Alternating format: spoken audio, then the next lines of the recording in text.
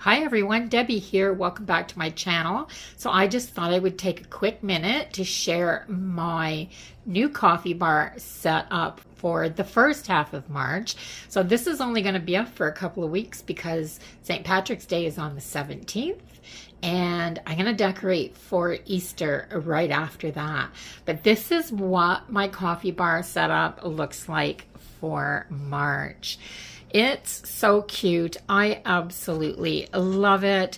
I think it's so adorable. And let me show you up close what I have on here. So I have, new to this coffee bar is this display right here.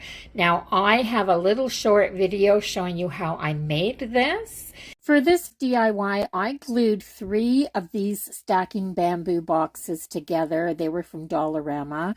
And I've already glued one of the small Dollarama slats on top of the center one because I cut it down just to fit the center. And I'm going to give this whole thing, now that it's dry, a coat of white paint. But I'm going to leave a little edge. See this little edge right here around the top?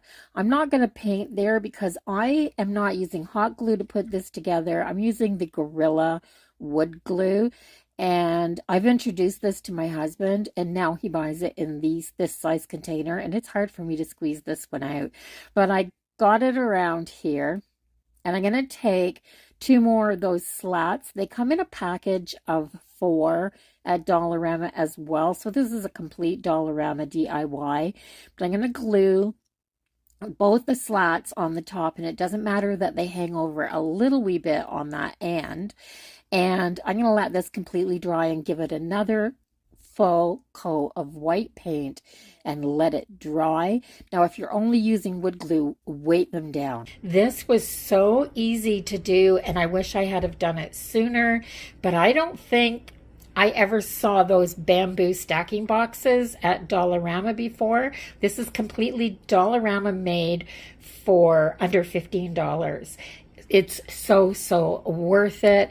It gives me all kinds of more storage room. What I have in here is in the first bin, I have my reusable coffee pods. I put the regular ones in the black pods, and I put my decaf in the purple pods. Then in here, I have all kinds of the flavored coffees, and then I keep my favorite teas in this one. So yeah, you could even change this around so that instead of flavored coffees, you could put hot cocoa, things like that in here. Those packets, that would be perfect. I have all the way over to the right, I have my tiered tray. So on the tiered tray, if you guys watched my DIYs for St. Patrick's Day, that's that little book stack, the pot of gold, and that wood piece that says Happy St. Patrick's, that's from Dollarama. And then down on the bottom shelf, I've got that March 17th. I have a little, the end of the rainbow sign that I made last year as well. And I have one of those hats in there. And then I've got my gold and green beads hanging from there. I just love those. I think they're so cute.